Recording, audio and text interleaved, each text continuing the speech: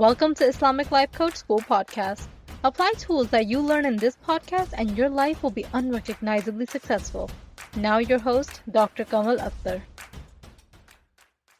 Hello everyone. Peace and blessings be upon all of you.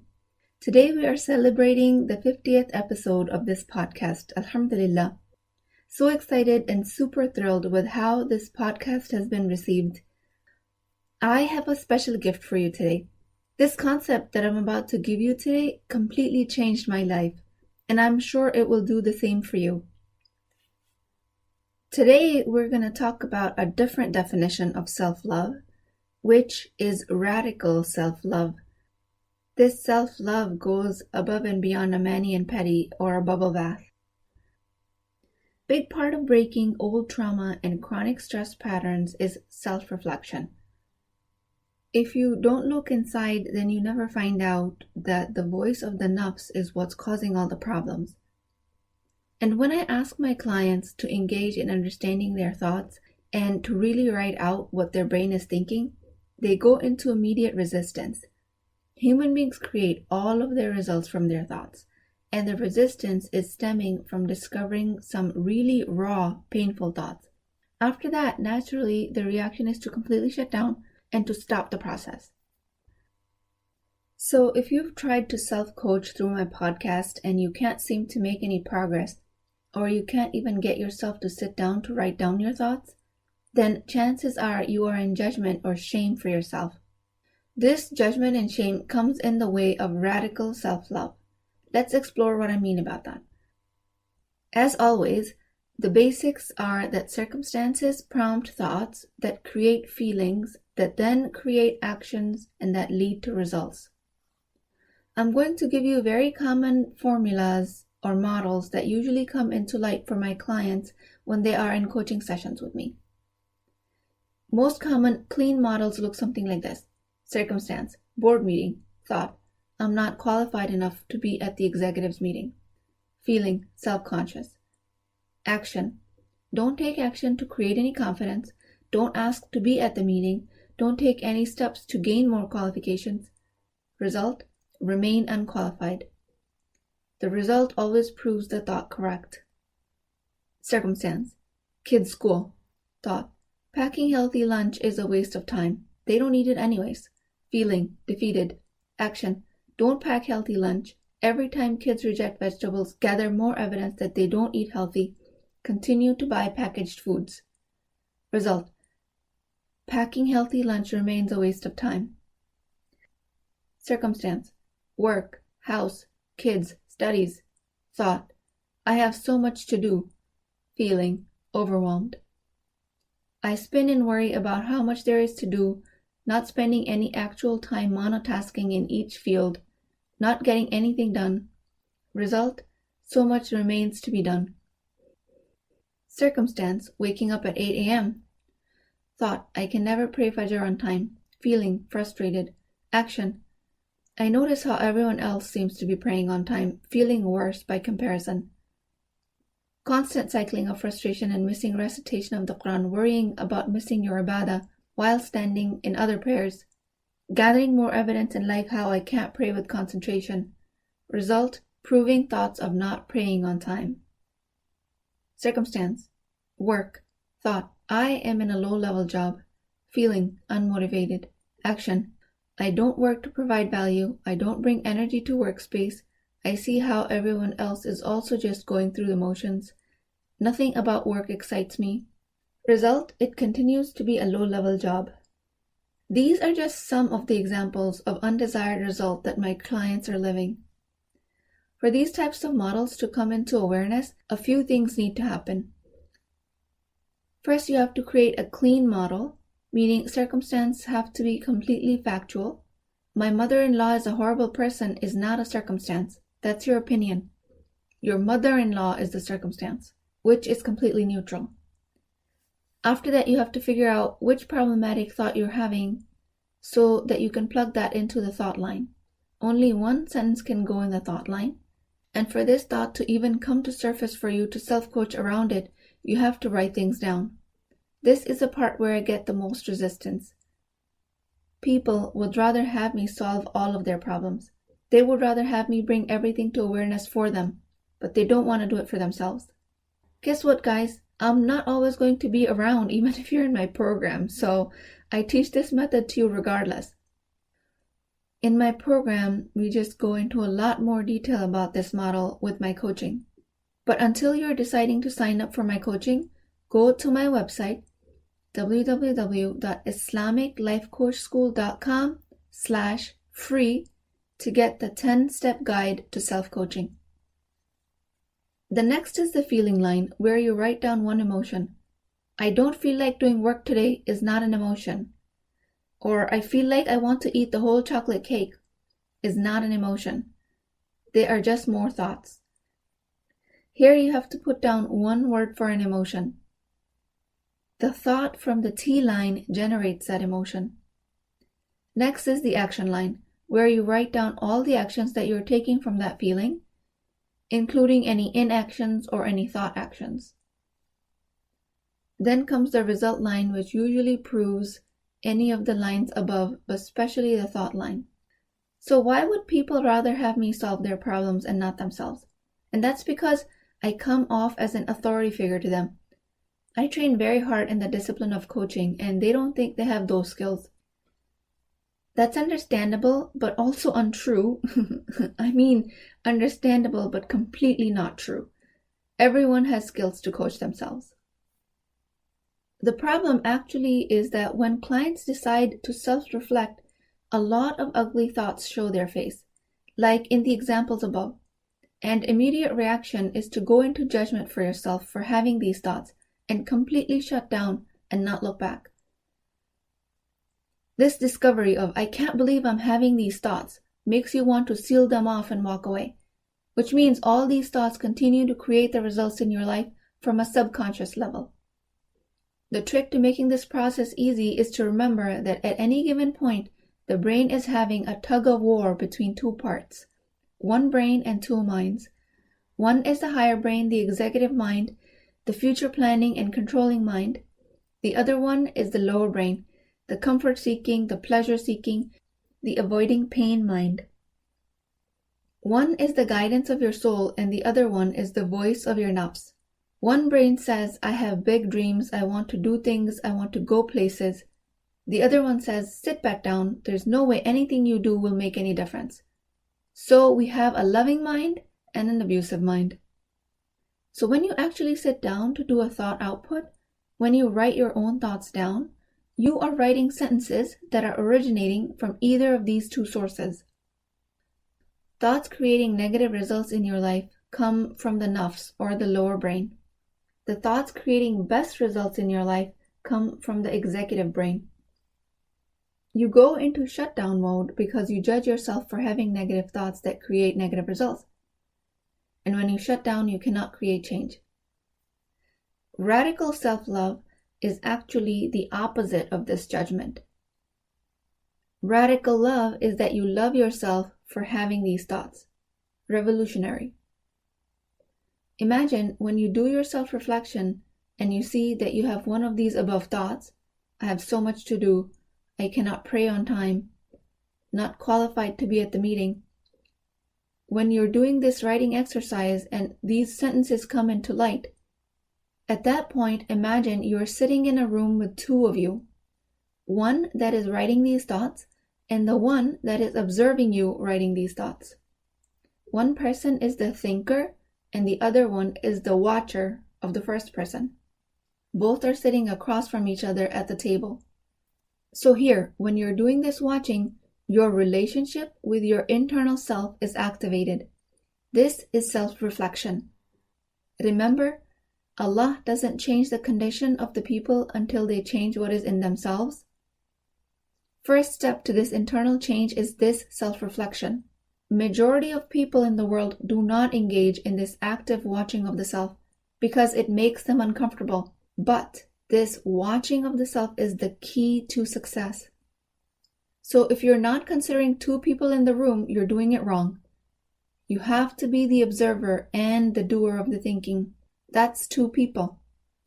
Once you're watching yourself from across the table What are the emotions you're feeling about the person who's responsible for this thinking, this model? Remember, this version of you is saying, I have a low-level job. I have so much to do. I'm not qualified. I can't ever seem to lose weight. On and on and on.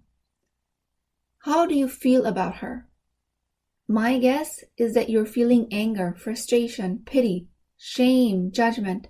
My guess you're going to be mad at her for feeding you this poison. I know I was personally enraged. I thought to myself, how dare she?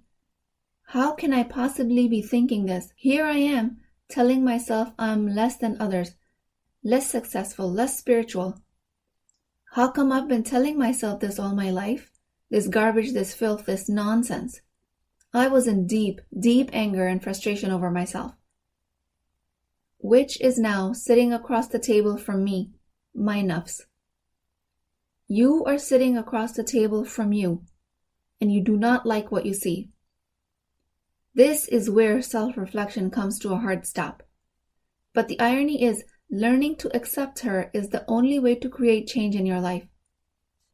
If you keep ignoring her existence, or if you stay angry at her, she will continue to run your life. Whatever you feel for her is your relationship with you, and that is what you will feel for other people. If you judge her, you will constantly be judging others. If you hate her, you will be hating everyone and everything. If you are angry, if you are sad, upset, if you can't forgive her, you will feel the same about other people in your life. What you feel inwardly is what you project outwardly, and then the cycle perpetuates because whatever feedback you're getting from the world proves to you how much hate and anger there is to be felt for yourself. We have it all backwards. We're trying to solve problems outwards in, they need to be solved inwards out. We spend our entire lives trying to fix other people, other things, just so we can fix how we feel. This is like trying to look for the keys that you dropped inside a dark room and then walking outside in the brightness to go looking for them. You'll never find them there. You have to bring the light inside. Key to how you feel better is inside of you. It lies with your relationship with the person sitting at the table. This person sitting at the table doing the thinking, she's been telling you, I'm not good at math, I can never be wealthy, I'm nervous going to new places because I can't find directions, I can't succeed in politics, I'm an introvert, success is for extroverts. I'm a horrible person for not being able to lower my gaze. I will not do good at this interview. My kids can never be successful because I can't teach them the perfect Islam. This is non-stop. When you take a seat at the table with her, who has been feeding you this ugliness, whatever you feel about her is your relationship with you. This relationship primes you to think and feel the way you do about the world. And that is exactly how you will perceive the world is treating you. So if you hate her, you will hate the world, and the world will hate you back. If you're angry, you will see angry people everywhere, and you will see Allah's anger and punishment everywhere. But if you love her, oh boy, if you love her, you will receive love from everywhere, and you will see Allah's love for you.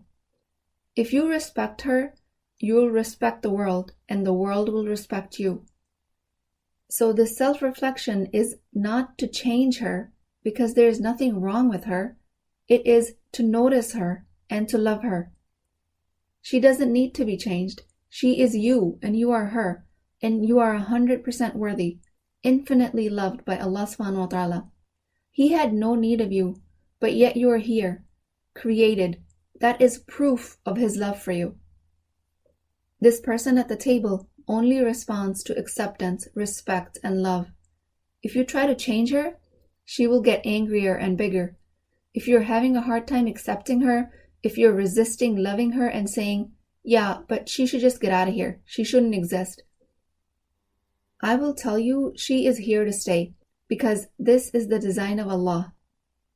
Come to an understanding, if the nafs wasn't there, you'd be an angel, never disobeying, never struggling. This is the design of the Creator, and she was always meant to be there. This was so you could overcome the obstacles she places and rise above them.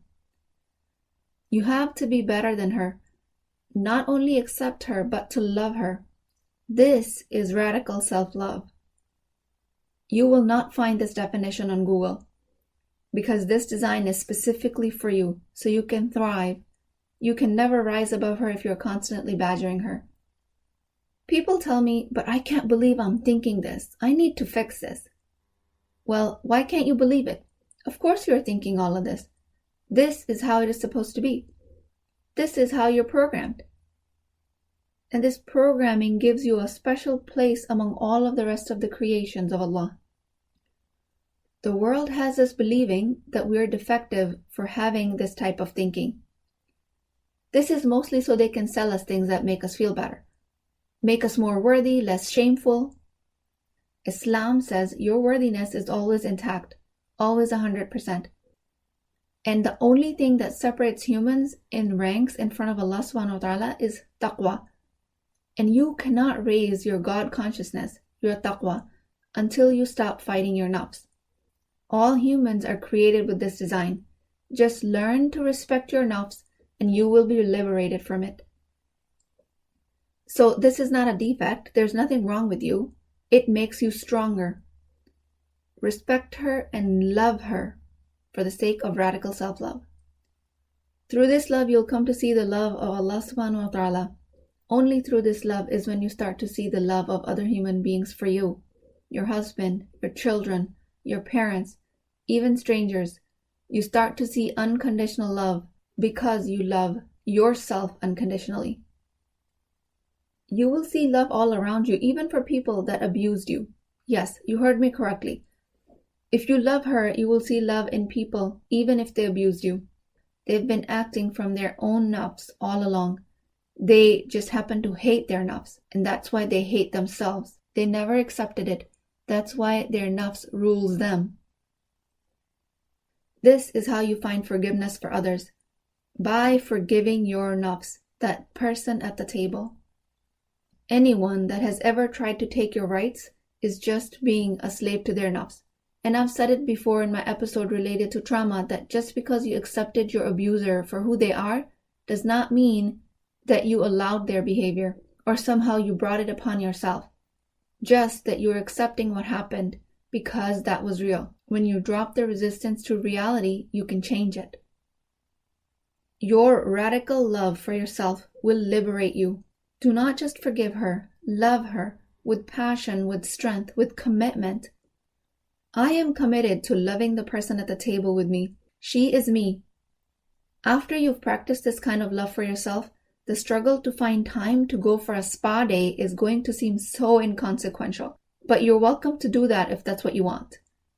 You, sitting across from you at the table, the observer and the doer of the thinking, remember, observation of this thinking is strictly a higher brain function. This person who's doing the thinking is telling you, I can't be a millionaire. I can't be the president of the United States.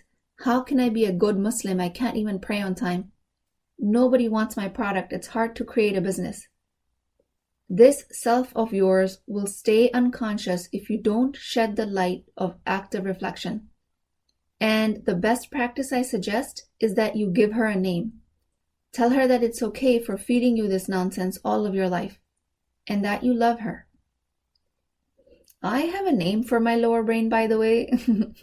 I call her Wubby. I don't know if I told you guys this.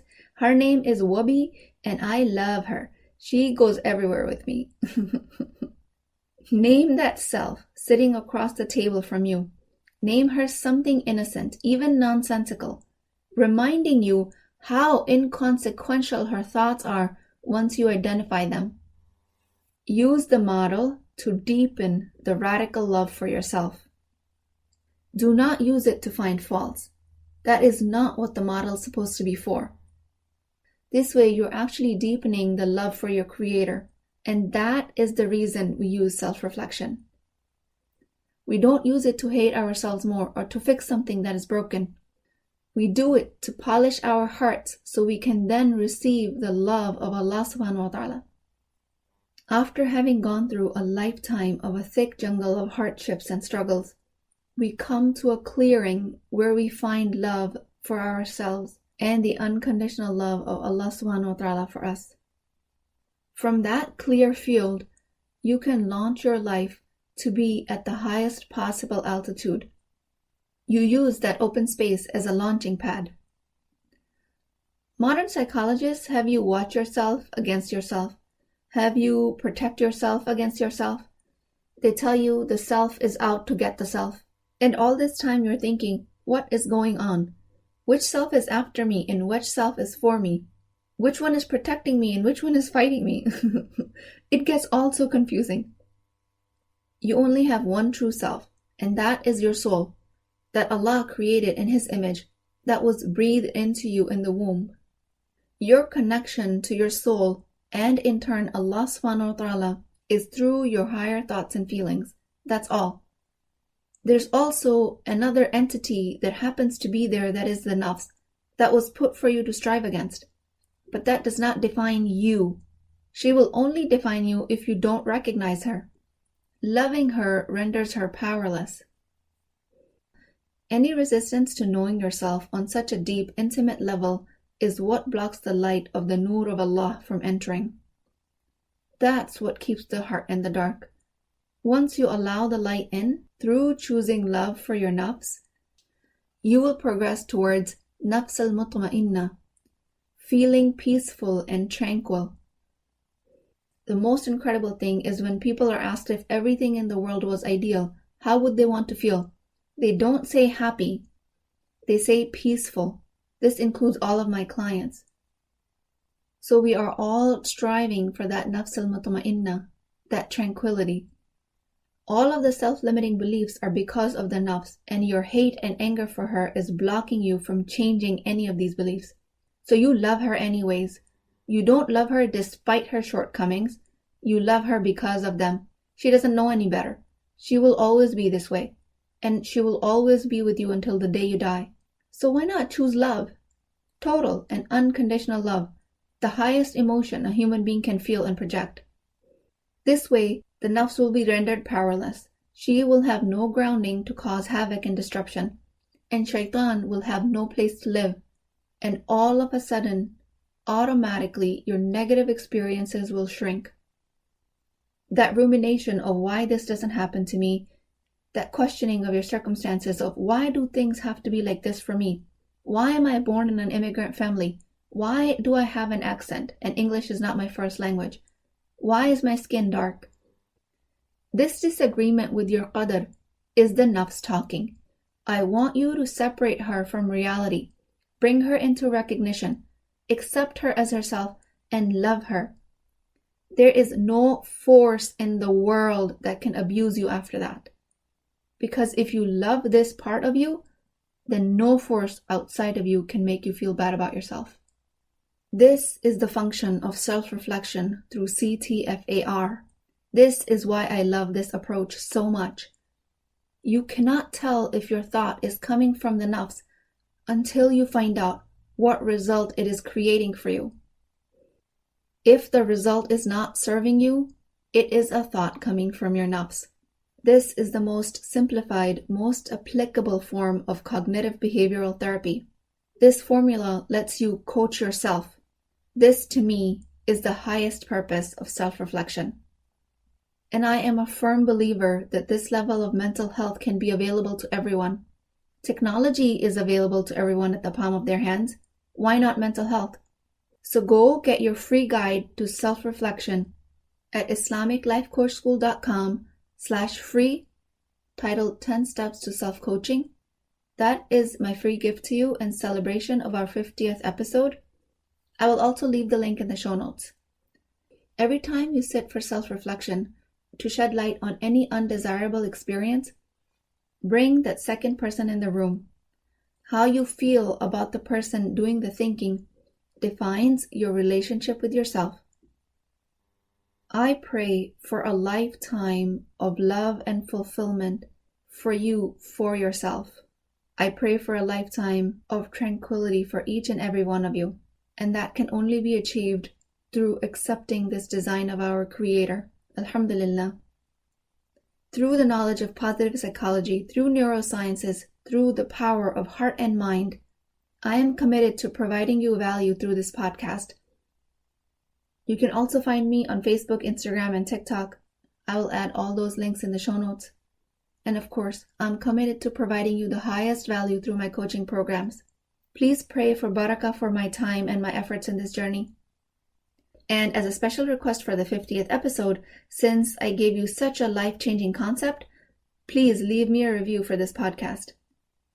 I pray through active self-reflection, you get to recognize how harmless your nafs actually is, that person at the table, and I pray that you find radical self-love.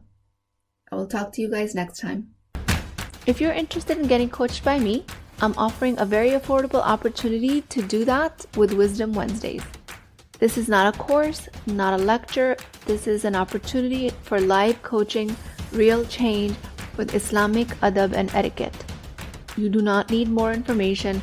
You actually need a space to create change. At $19.99 a month, which is the price of takeout dinner, you as a Muslim woman will create confidence, intimacy, and connection without shame or fear of judgment, because your privacy is my highest priority. So join at www.islamiclifecoachschool.com, resources, Wisdom Wednesdays. I'll see you inside, inshallah.